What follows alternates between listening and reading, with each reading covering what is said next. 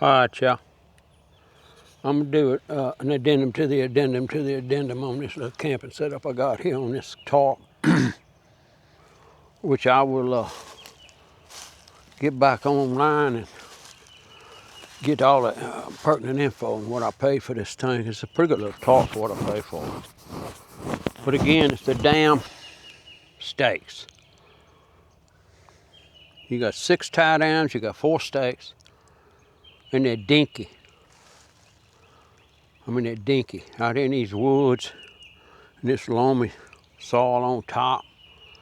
It's been building here for the last 1,000 years, 10,000 years, 100,000 years, or whatever. Them little old round dinky summits is a barely hole in here. So that's one of my problems with it. And not having a 5 tie downs. I'd have paid another, I'd pay another $10, $15 for 1, 2. 2 extra tie, in other words 4 on each side. But they'd have put about 3 on the top. You'd have had something. They could have sold this damn thing for another $10, $15. It don't take that long once you on the sewing line. I don't know if you ever watch them make these, but it don't take them long. It take longer to strip them than anything else with the seams. Which I can tell you ain't gonna hold up very long. None of them really do. But these look especially dinky. But having said that, a sail tarp that don't leak for this kind of money, you just can't, you know. That's pretty cool. So it does its job. So far, so good. Now I'm gonna show y'all a little trick I learned a long time ago. I'm an old man in the woods, and it stuck with me. Because I mean, we were Tarp camping up in these woods. When they come out with these brown and green Wally World tarps, you could buy 12 by 16 or 16 by 20 for 15, 20 bucks.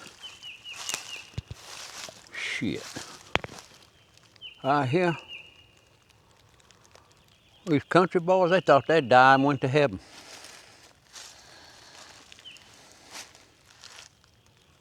Yes, indeed. We've been Tarp camping forever. I've been Tarp camping since I was freaking 9 years old. Everybody talks about Tarp camping like it's this, that, and the other. The main thing to Tarp camping is popping that center line where you want your tarp to be. You know, it ties up, you can take it down. But if you don't put a center line, it just saves you so much time and you can't screw up. It's unscrewable. You can't screw it up. You stretch your center line and you say, that's the center of my tarp long ways, or that's the center of my tarp crossways, and pitch your tarp. And don't make your center line too high. On a 12 by 16, 16 by 20, my center line is about 6.5 feet. Might poke it up to almost 7, but it won't get any higher than that. You don't need it 10 foot off the ground. You need it just high enough for everybody to clear it with the head. And that lets your tarp stretch further. Not eating up your length with your height. You don't need excessive height on your tarp. All right? That's another thing.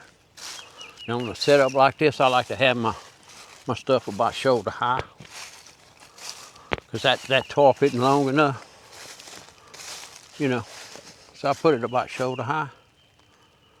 And that makes a big difference in how much area you can cover. When you put that so much up here at 7 foot, look what you're doing. You're taking 2 foot out of it. So I can bend over in lieu of getting wet. Well, let's get back to the old trick that old man showed me. When you pitch on a slope. Now if it rains enough, water's gonna run down through here, underneath you. Okay, how good a tarp you got, it ain't gonna rain from the top, it'll run down underneath you. That's just what it does in these woods. So it's gonna be damp under here. Thus, you need a ground cover, wide enough to protect your bag, keep it from getting wet, correct? Now, on the uphill side of this puppy, what you want to do is get you some sticks, and they don't have to be nothing special. I mean, preferably not all bent up like that. We'll get you some. That's one. Let's see, can't find a straight freaking stick on the freaking ground in here. You kidding me? Get you knitting. Y'all gonna see what I'm doing here. There's a method to my madness. Regardless of what you might think about crazy old men in the woods. All right, y'all. Bear with me. I'm holding this damn thing in my hands. I'm trying. Well, what I'm gonna do on the uphill side, as you can see, it's a slope. Slope's all the way down there. So what I'm gonna do is I'm gonna crawl underneath here with these sticks.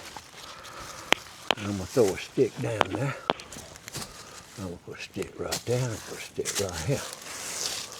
Now watch what I do with them. I'll pull all my stuff back. Now I don't care if that gets wet down there on the ground because it don't take long to dry them out. But what I'm doing, and I'm not here, but what I'm trying to do is get the leading edge of this up off the ground, right? So if by some hook and a crook, some water gets under here in a rush, they go underneath my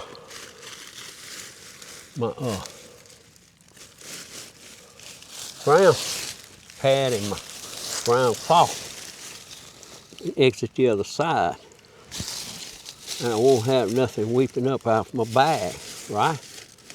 So that's all I'm doing. I'm getting the uphill side of this ground cloth, the ground cloth, not the net. I'm getting the uphill side of it up with these sticks. Just got it up enough. It don't have to be a whole lot, but it's up, right? You can see it's up. It's up. Water comes in here, it's going to percolate underneath. Polyboo. When I get back, I won't have a wet sleeping bag, hopefully. Now, being this end is a little close, I'll tuck it back a little. I'll fold it back a little bit. Because I really don't want my bag to get wet. If you understand what I'm saying here. I know, I got y'all looking at leaves. Look at that leaf right there, hot damn. All them Perkins eat your heart out. So all I'm doing here, y'all, is throwing my bag back up here off the edge, just in case there's a bad blow. I appreciate it if my bag didn't get wet, if you understand what I'm saying. But I'm good with this, baby. We're good now. So if any water comes underneath here, it's gonna percolate underneath. It's not gonna get up in here because this edge is up off the ground all the way down. Polyboo. If it rains hard enough, it's gonna percolate through here. That's just how it does.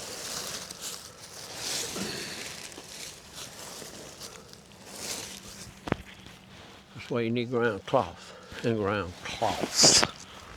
You notice I had that. I used that old issue poncho over there for mine.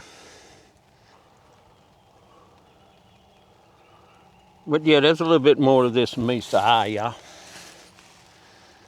After you do it a while, you know, all I can do here is offer y'all my experience and my opinion, and maybe save you from getting unnecessarily uncomfortable camping trip. You know, you take a kid camping and he spends half the night freezing and wet. He'd probably not want to go back. You know what I'm saying?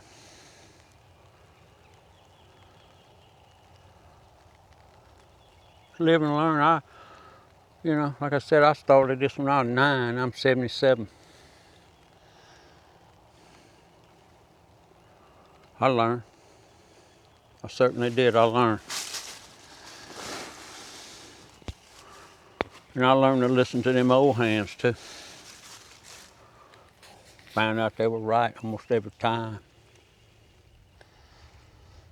But y'all, this is a basic setup if you're on the ground. Mandatory mosquito bar. Mandatory issue. I'll get you 2 cheap ones and get your wife to sew them together because you need a long skirt on that mosquito bar so you can tuck it under. Oh yeah, ain't no telling what'll come through here. Go that way. It's just thousands and thousands and thousands of acres cut up by 2-lane highways, y'all, are nothing but woods. A 10,500 acre wildlife refuge right here. It butts up against the backside of our property back here. Lots of woods. Beautiful, old hardwoods. Thank y'all. Old Taco from the woods. Gotta love this. I gotta live here. Later.